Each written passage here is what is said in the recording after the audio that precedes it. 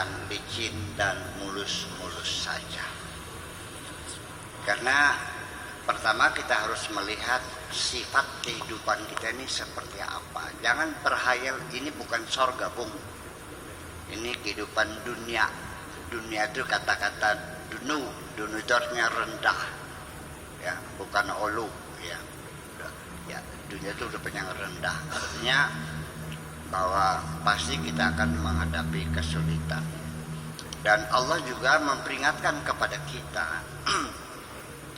bahwa selama kamu tinggal di dunia ini, jangan berharap kamu bebas dari cobaan. Pasti engkau akan coba. Karena dunia ini adalah tempat ujian sesungguhnya.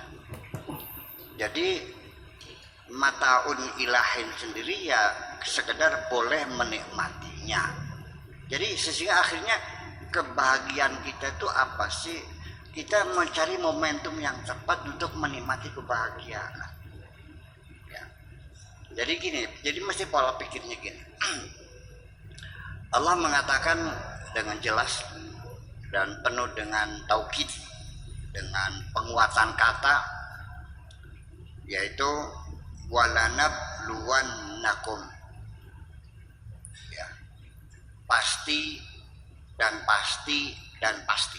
3 kali Allah mengatakan pasti. Kamu akan aku uji. Pasti pertama namanya lam taukid. Lamnya itu lam taukid, pasti. Kemudian walanabluwannakum, nun taukid fakilah, itu terdiri dari 2 nun taukid khafifah, artinya pasti dan pasti. Ketika Allah mengatakan pasti 3 kali, nggak main-main. Apa bentuk ujiannya? Bisyai'in, dengan sesuatu, memperingatkan kita dengan bisyai'in, dengan sesuatu yang kita tidak tahu, itu supaya menimbulkan rasa ketakutan pada diri. Kalau ancaman itu udah masih mending juga gue bacok loh, kelihatan goloknya, tapi lah awas, itu lebih cemas lagi dalam bahasa.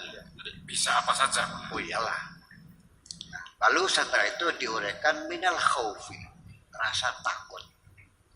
Rasa takut itu selalu melekat pada diri manusia. Bahwa insting yang pertama kali muncul pada manusia pada usia dini itu memang asalnya rasa nyaman dan tidak nyaman. Nyaman, dia tidur. Kalau tidak nyaman, dia nangis.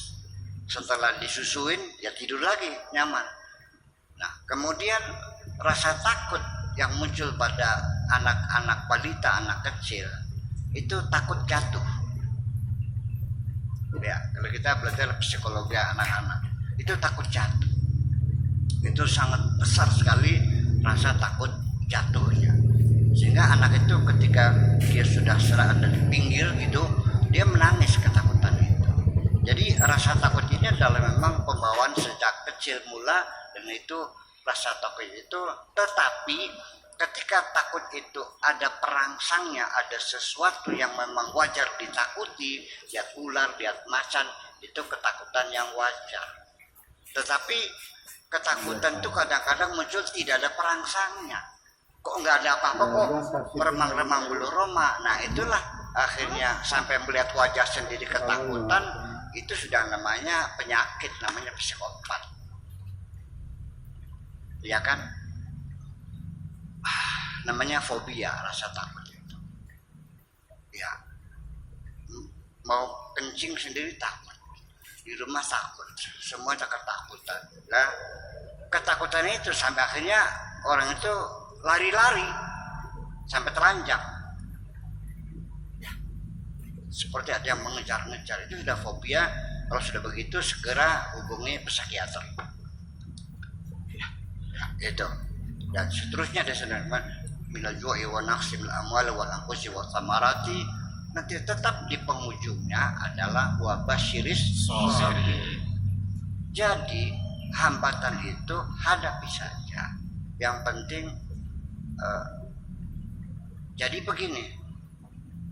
Satu yang perlu kita sadari bahwa kesulitan, hambatan, cobaan apapun yang kau hadapi itu pasti sesuai dengan kekuatan pundakmu memikul. Penderitaan apapun yang kau pikul itu pasti berada pada batas kekuatan pundakmu memikul. Tidak mungkin Allah akan memberikan kita pikulan yang lebih, yang di luar kemampuan pundak kita. Innallah la yukallifullahu nafsan illa wus'aha. Jadi nanti yang penting adalah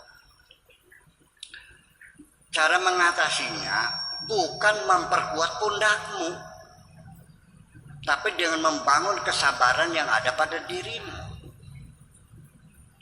Makanya fabasyiris sabirin. Di penghujungnya orang sabar itu mendapat kabar gembira dari Allah bahwa akan terselesaikan semuanya. Tetapi jangan salah paham lagi bahwa kesabaran itu bukan berarti Anda diam dan menyerah, tetapi juga mengevaluasi, memahami akar masalahnya apa, mencari solusi yang tidak pernah berhenti. Itu namanya sabar. Kalau diam bukan sabar, namanya koplok namanya. Nah, seperti apa kita artinya menilai kembali pokok persoalannya dengan akurasi yang tinggi. Sebab banyak sekali persoalan yang kau hadapi itu sebetulnya tidak sebesar itu. Menjadi besar karena Anda yang membesarkan persoalan itu dalam pikiranmu sendiri. Masalahnya kecil kok persoalannya. Betapa banyak orang yang berkeluh kesah dan marah-marah, bosan dengan hidup. Padahal banyak orang yang mengidamkan hidup seperti dia kok.